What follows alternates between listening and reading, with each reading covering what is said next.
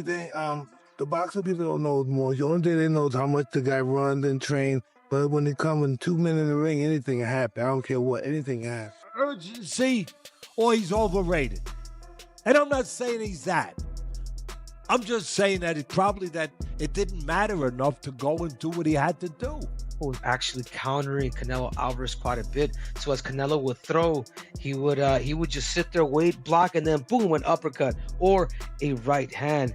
Another mistake that Canelo was making too is he was throwing like one shot and then he was coming back squared. Mike Tyson spoke after Canelo Alvarez's crushing defeat to Terence Crawford. The boxing world went silent. Tyson didn't sugarcoat it. He called Canelo overrated. To him, the fight stripped away the illusion. Canelo, once hailed as unstoppable, suddenly looked ordinary when faced with Crawford's precision, rhythm, and surgical control. That wasn't dominance, Tyson said, that was exposure. Crawford's performance wasn't just a victory, it was a statement. He proved that skill can dismantle power, and in doing so, Tyson claimed, he exposed what fans refused to see all along, that Canelo's crown was built on belief, not invincibility. Prime, you gonna catch him? I'm just telling you, but when those guys started beating Chavez was already an old man, though. I gotta get from then, though. You gotta get him that. You know, he had close on. It was, man, he got him beaten in like 90-0 before he got beat. Oh. You gotta look at those scenarios too, man. Eddie Atlas, the voice of unfiltered truth in boxing, has never feared controversy, and his criticism of Canelo Alvarez cuts deep. He argues that Canelo's empire was built on marketing, not merit. Atlas insists the promoters and media crowned him too early, turning him into a product of perception. He's fought good names, Atlas said, but not always at their best. Many of those so-called challenges were timed perfectly, past prime legends or stylistically favorable foes. To Atlas, Canelo's aura of invincibility is a mirage created by careful matchmaking, and behind that image lies the uncomfortable question. Was Canelo ever truly tested by the best, at their best? Quite as up in arms. We actually sometimes said he fought a smart fight. But when he didn't fight the kind of fight to make it an entertaining fight against our guy, against the popular Canelo, again, the king, so to speak, then we completely attacked the guy. So I think that's got to be looked at a little bit, to be fair. Even before the first bell, Mike Tyson had already seen it coming. He said Terence Crawford would outbox Canelo Alvarez, and he said it with conviction. To Tyson, Crawford's adaptability was beyond anything Canelo had faced. His reflexes, precision, and killer instinct made him a nightmare for anyone. Tyson never believed Canelo was untouchable. He believed he'd just never met the right man. Bud can beat anybody, Tyson declared, and when fight night came, he was right. Crawford didn't just win. He dismantled the myth Tyson had warned the world about. Fight. Great fight. Right? 50-50. I want to say Crawford. Why everybody say it's 50-50? You don't think it's 50-50? 60-40, but you gonna tell him which one? You think Crawford can stop him? Crawford can stop anybody. I'm not saying he can't, he's going to, but he can't.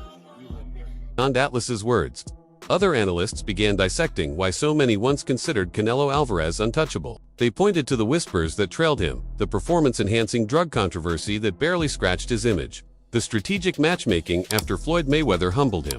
Critics say Canelo learned how to rebuild, not by conquering danger, but by managing it, handpicking faded rivals, stacking titles, and protecting his legacy through perception. It was genius marketing, but not the mark of a fearless warrior. And when Crawford stepped up, that carefully crafted image finally met reality, one it couldn't survive. Alright, this guy right here is overrated as fuck, and I'm gonna tell you why. Now, early on in his career, when he was the young up-and-coming contender, undefeated at the time, we all remember that infamous match with Floyd Mayweather where he just got dog-walked. Floyd Mayweather completely outboxed him, completely outclassed him. That fight ended up being a split decision, which is crazy because if you've seen the fight with your own two eyes, I don't think Canelo landed one clean punch on Mayweather the entire fight, and it wasn't even close. Also, early on in his career, he was accused and caught cheating performance enhancers. And you know what they say, once a dirty fighter, always a dirty fighter. Even though that's not factually the case, because he was able to move on with his career, bounce back from that loss, bounce back from the cheating accusations, and make like a great boxing legacy for himself. In the court of public opinion, normally with most fighters that are, caught cheating at any point in this career, it always sticks with them. But with Canelo, it seems like everybody forgets.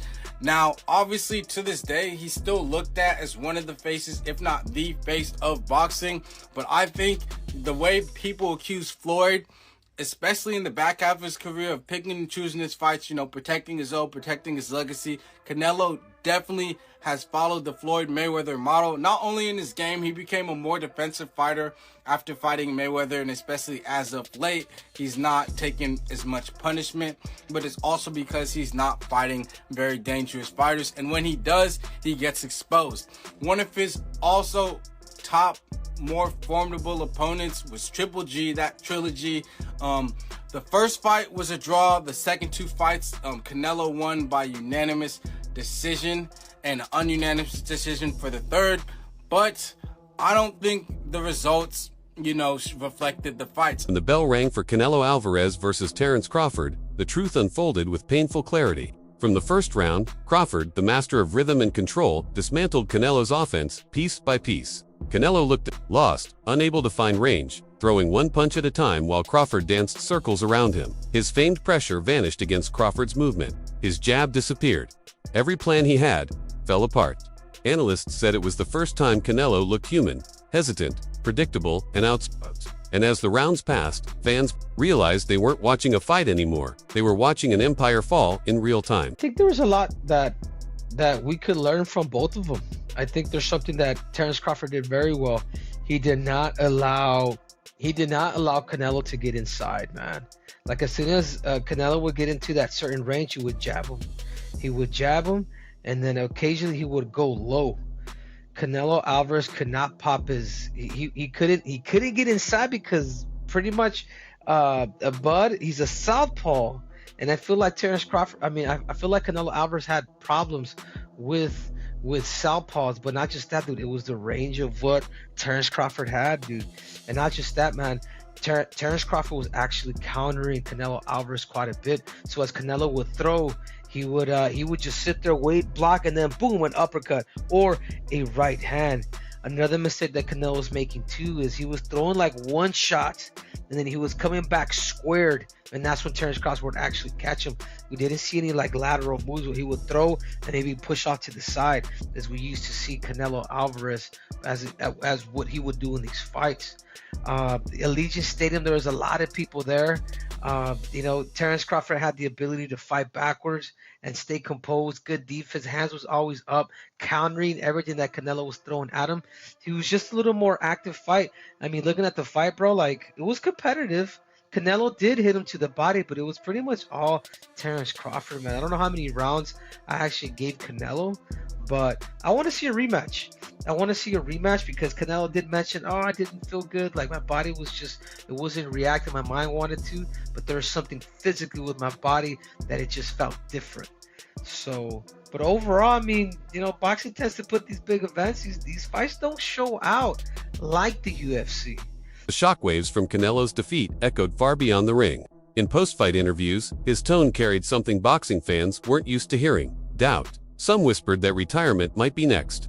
For years, Canelo stood atop the sport as the face of boxing, but Terence Crawford changed everything. The torch wasn't passed, it was taken. Crawford's domination wasn't just a victory, it was a rewriting of the boxing hierarchy. Canelo's aura shattered that night, and Crawford's legacy reached legendary status. The king had fallen, and the world could only watch as a new ruler was crowned. Crawford was going to create history. I told you guys this before he fought Sean Porter. I said that Terence Bud Crawford can beat first ballot Hall of Famer and superstar and legend Canelo Alvarez. I've been saying this for years, that Terence Crawford can beat Canelo Alvarez. And tonight, he did just that. He did just that. Not only did he beat Canelo Alvarez tonight, but he arguably retired Canelo Alvarez, who after the fight, Canelo Alvarez stated that he's done everything that he needed to do in the sport of boxing. When asked do he want a rematch with Terence Bud Crawford, Canelo Alvarez said, it's no need. He gave no indications of a rematch.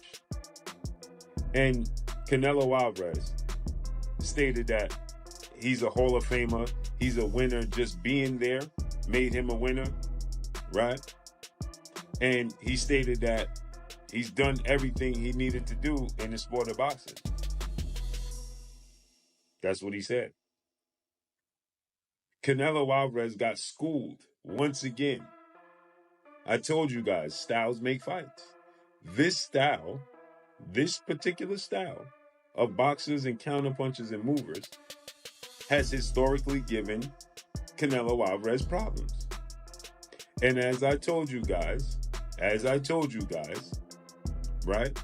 Terence Crawford can fight any which way he chooses to fight. He's just that much more versatile. For Terence Crawford, the victory was more than just another win. It was a defining chapter in boxing history. By conquering Canelo Alvarez, he didn't just capture the undisputed super middleweight crown. He transcended divisions, cementing his name among the immortals. Few have ever ruled across so many weight classes with such authority. Yet, even in triumph, irony struck hard. Canelo earned a staggering $150 million, while Crawford, the conqueror, walked away with far less. Commentator Simon Jordan called it boxing's cruelest truth, that even when the underdog rises to greatness, the system still pays homage to the fallen king. Crawford making history when he came up against Canelo Alvarez and he won it on points in Las Vegas, and that means he takes all of his super middleweight belts, becoming the first fighter in the modern era to become undisputed champion in 3 weight classes. The man to my left was in Spain. Mr. Jordan got out his bed at 5 in the morning and watched it, and he no doubt saw Crawford speaking post-fight. The great things come to those who wait. You know, the cream always rise to the top. All the time that they blocked me out, they said I wasn't fighting nobody, I can't beat this dude, I can't beat that dude. Every time that I got a chance, I wiped the floor with him. So just imagine where I would have been at today if I had got them opportunities a long time ago. But then again, it wasn't my time. My time is now, and I'm happy that everything played out the way it did. And you're looking at the undisputed champion of the world right now. That is for sure. Is he the modern day GOAT now, Simon? Yeah, I think so. I mean, I think you can make the argument for Usyk too. I'm surprised he speaks like that because it's not normally the way he speaks, and the fact that he's got 3 undisputed means that he must have been given certain opportunities. So I'm surprised he felt the need to say that. Perhaps there was reasons behind it. I mean, Alvarez thought they were going to get him cold because he hadn't fought for 13, 14 months, had some surgery and stuff like that. And the other side of the argument is they've got an Alvarez that's been fighting lesser than opposition. That is not what he once was before. He was there to be beaten by someone of the standard of Terence Crawford, which they're very few and far between.